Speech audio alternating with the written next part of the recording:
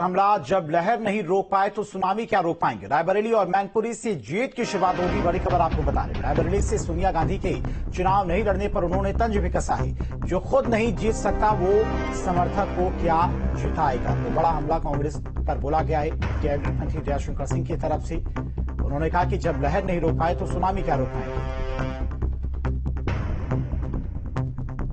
अखिलेश यादव के कॉन्फिडेंस को किस तरह से देख रहे हैं आप?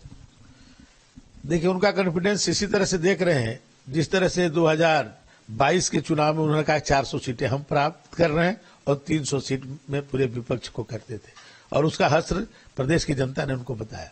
लगातार 2012 से जो माननीय मुलायम सिंह जी ने उनको विरासत में राजनीति दी, उसको संभाल नहीं पाए।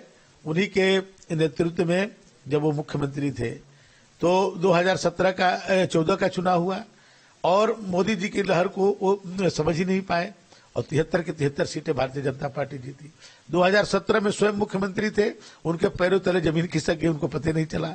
लेकिन उनका सभी राजनीति असफल रही है और आज वो उनके जो किला, जो छत्र उनके परिवार के सब बचे हुए थे, आप बदायूं के किला ध्वस्त, कन्नौज के किला ध्वस्त, आजमगढ़ का किला ध्वस्त, रामपुर का किला ध्वस्त, केवल एकमात्र मैनपुरी का किला माननीय नेताजी का सीट थी।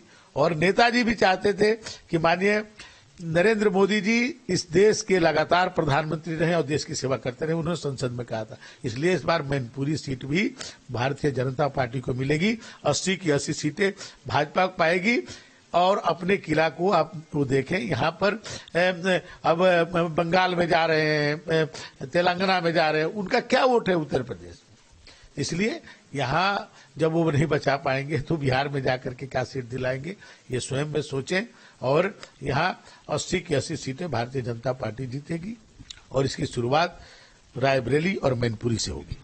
देखिए, यहाँ डबल इंजन की सरकार चल रही है। 80 की 80 सीटें आज मोदी जी की जिस तरह से, अभी तो ये लोगों ने लहर नहीं रोक पाए तो सुनामी कैसे रोक पाएंगे। अब तो सुनामी बहेगी और इस सुनामी में मोदी जी ने 400 सीटों के पार की बात कही है। आप इसकी काउंटिंग करिए कि 400 से कितने पार। देखिए, जो देश की सबसे लंबे समय तक सत्ता में रहने वाली पार्टी कांग्रेस पार्टी, उसके सबसे सर्वोच्च नेता सोनिया गांधी जी, एकमात्र सीट रायबरेली थी उनकी, एकमात्र सीट, उसको अभी छोड़ करके वो राज्यसभा में चली गई। उनका कॉन्फिडेंस देखिए, जो स्वयं नहीं जीत सकता हो वो अपने समर्थक को कैसे जिता सकेंगे। देखिए, सत्यपाल मलिक जी अभी हम ही लोग माननीय मोदी जी के ही कर कमलों द्वारा भी महामहिम राज्यपाल थे। तो ये अब चुनाव तो किसी न किसी को लड़ाएंगे ही भाई, किसी को लड़ाए तो कोई लड़े, लेकिन कोई फर्क नहीं पड़ने वाला है।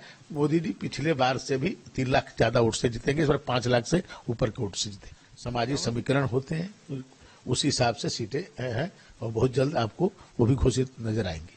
पक्ष है वो पूरी तरीके से उत्तर प्रदेश से पलायन कर चुका है और कोई जनाधार नहीं है। शायद यही वजह है कि प्रियंका गांधी भी अब उत्तर प्रदेश से चुनाव लड़ने से बच नहीं। लखनऊ से सूफी खान के साथ शर्मा, न्यूज़ 8 उत्तर प्रदेश।